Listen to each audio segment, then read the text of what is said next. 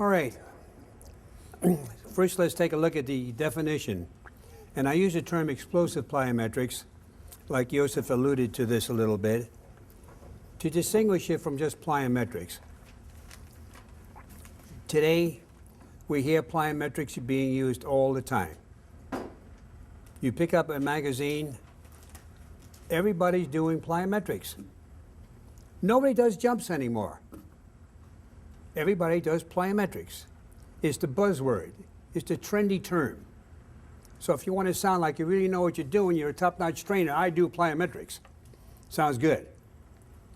But what does it mean? If we talk about explosive plyometrics, and this is what Veroshansky, who we say is the father of plyometrics, but really who developed. No, he says what we do in the United States is don't call me the father. I'm not the father of plyometrics. He's the father of the depth jump. That's what he was going for, the shock method. That's what he considered plyometrics. But we have bastardized the term and changed it around to every little jump became plyometrics. But for an exercise to be plyometric, it has to be executed between 1/1500th to 2,000th of a second. It's fast.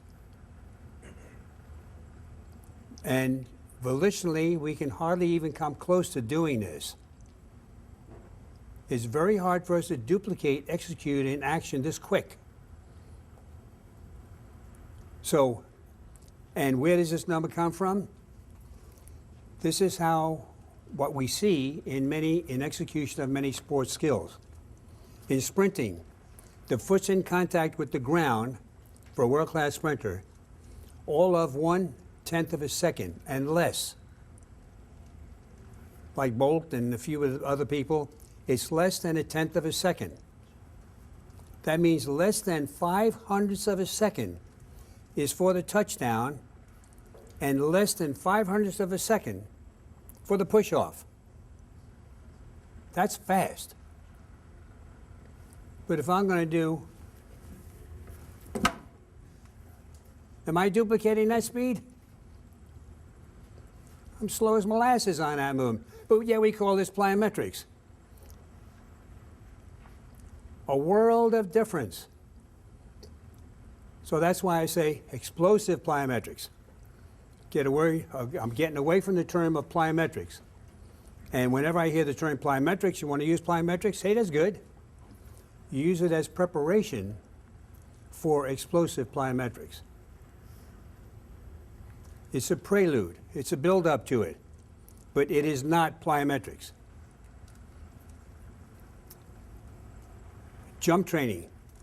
Jump training is very effective. This is one thing I see a lot, especially in the Russian literature. They distinguish plyometric training, jump training. These are two different categories, and they use them for different times. For example, a volleyball player, basketball player, many times they have to do repeated jumps, up and down. They have to continue them. They don't just do one and that's it. Sometimes that's all it is. So if they're going to be doing, let's say even in the training, like when I worked with the U.S. volleyball, they would do 30, 40, 50 jumps at a time.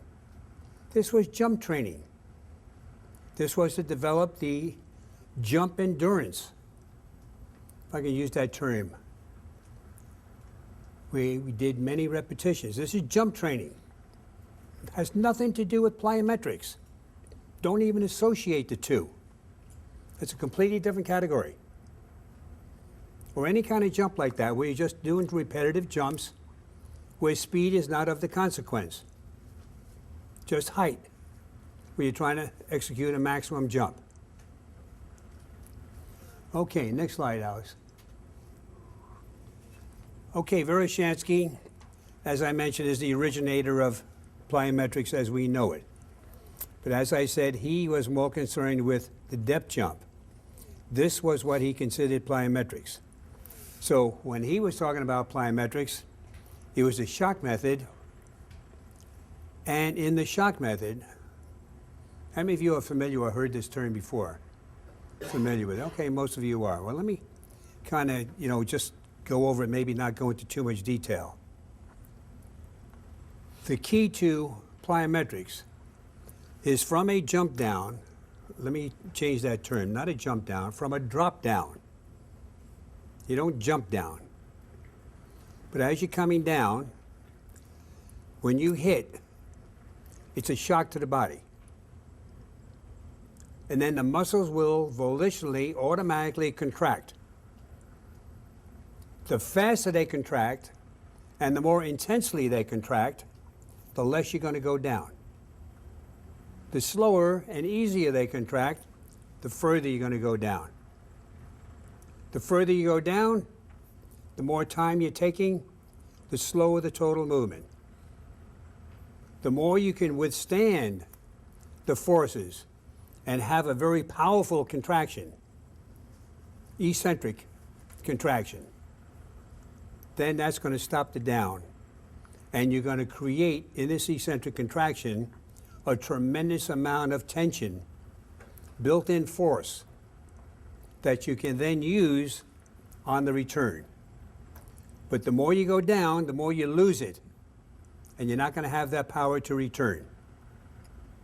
So it's a very forced, volitional contraction. And the stronger you can get that forced reaction, the more powerful will be the return jump. So this was the shock. But you can't go crazy with the height of the jump down or the drop down. The heights get too high. Psychologically, it wears on the athlete. The Russians have found if they had the athletes jumping from 9 feet or more, they didn't want to do it anymore. Too high. Psychologically, that was not good. And then when the height got too high, just drop down and hold. That's kind of a unique concept. But this is another training. In the United States, we call this the altitude jump, where you drop down and hold. It's a great exercise to develop that eccentric strength to stop you from going all the way down.